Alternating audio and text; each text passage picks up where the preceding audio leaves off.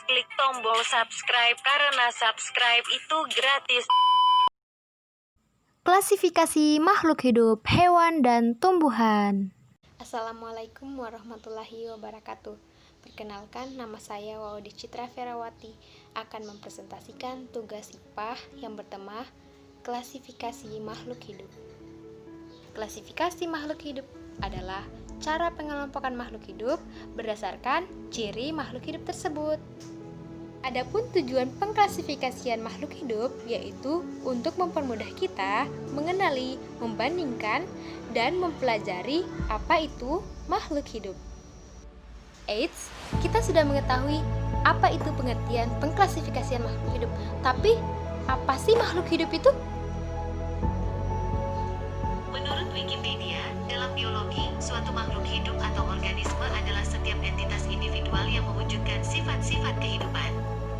Nah, jadi kita bisa simpulkan bahwa makhluk hidup adalah makhluk yang bisa bernapas, bergerak, makan dan minum, dan masih banyak lagi contoh-contoh atau ciri-ciri dari makhluk hidup. Nah, namun kali ini saya akan memfokuskan penjelasan pada pengklasifikasian hewan dan tumbuhan. Pengklasifikasian hewan. Hewan terbagi menjadi dua jenis. Yang pertama, hewan vertebrata atau hewan bertulang belakang, dan hewan avertebrata atau hewan tidak bertulang belakang. Avertebrata atau hewan tidak bertulang belakang. Yang pertama ada porifera. Porifera berasal dari kata porus, artinya lubang kecil, dan vere artinya membawa. Jadi porifera adalah hewan yang memiliki atau yang membawa lubang kecil. Contoh hewan porifera yaitu Demospermiae, Hexapunguida. Dua ada Coelonterata. Coelonterata berasal dari kata koelos, artinya rongga, dan enteron artinya usus. Jadi, hewan Coelonterata adalah hewan yang berongga usus. Contohnya seperti ubur-ubur dan anemon laut. Ada Platyhelminthes. Platyhelminthes berasal dari kata platy, artinya pipih, dan helminthes artinya cacing. Jadi, Platyhelminthes adalah cacing pipih. Yang keempat ada Nelmathelminthes. Nelmathelminthes berasal dari kata nematos, artinya benang, dan helminthes lagi-lagi adalah cacing. Jadi, Nelmathelminthes adalah cacing yang berbentuk benang. Kelima ada Annelida. Annelida berasal dari kata anolus, artinya gelang kecil atau cincin, dan oidos artinya bentuk. Jadi, Annelida adalah cacing yang berbentuk gelang atau cincin. Yang keenam ada Mollusca. Mollusca berasal dari kata molluscus, artinya lunak. Jadi, Mollusca adalah hewan yang bertubuh lunak.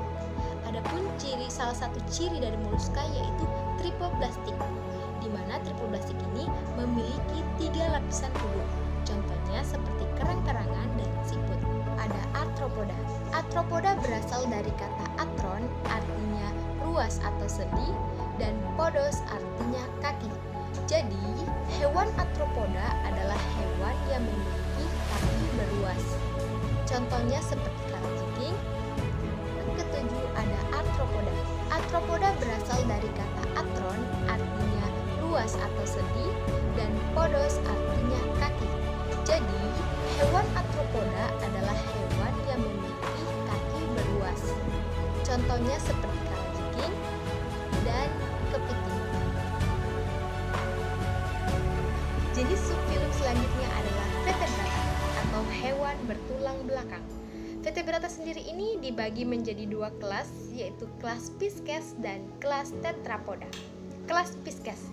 Kelas Pisces, siapa sih yang tidak kenal dengan Pisces? Pisces, ya tepat sekali, adalah ikan. Nah, kita sudah tahu bahwa ciri-ciri dari ikan yaitu bernapas dengan insang, memiliki sirik untuk bergerak, dan sistem peredaran darahnya tertutup. Selanjutnya, subkelas hewan tetrapoda atau hewan yang memiliki 4 kaki. Yang pertama ada amfibi. Amfibi adalah hewan yang hidup di darat dan hidup di laut. Contohnya seperti katak, dan buaya. Yang kedua ada reptil. Reptil biasa disebut dengan hewan melata. Mengapa demikian? Karena hewan ini bergerak dengan cara merayap. Contohnya seperti ular dan kadal. Yang ketiga ada aves atau biasa disebut dengan unggas atau burung. Hewan ini memiliki bulu dan dapat terbang.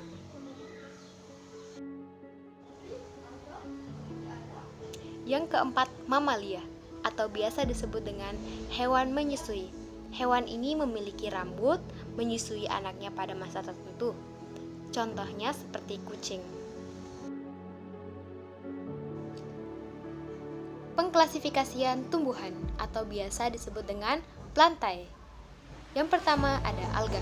Alga biasanya hidup di air, baik air tawar maupun air laut. Alga juga bisa membuat makanannya sendiri dengan cara fotosintesis karena mempunyai banyak klorofil. Contohnya seperti chlorophyta atau ganggang hijau.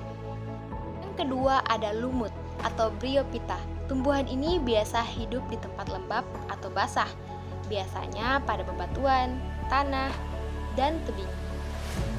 Yang ketiga, tumbuhan paku atau Peridophyta. Tumbuhan ini disebut juga tumbuhan kormus. Mengapa? Karena tumbuhan ini sudah dapat dibedakan antara akar, batang, dan daun. Yang terakhir ada Spermatophyta atau tumbuhan berbiji. Tumbuhan ini terbagi menjadi dua jenis, yaitu tumbuhan berbiji terbuka atau Gymnospermae dan tumbuhan berbiji tertutup atau Angiospermae. Yang pertama, tumbuhan berbiji terbuka atau Angiospermae. Ciri umum tumbuhan ini yaitu memiliki akar tunggang dan pohonnya besar-besar. Nah, itulah hasil materi yang dapat saya sampaikan. Lebih dan kurangnya mohon dimaafkan. Akhir kata, wabillahi taufiq wal hidayah. Wassalamualaikum warahmatullahi taala wabarakatuh.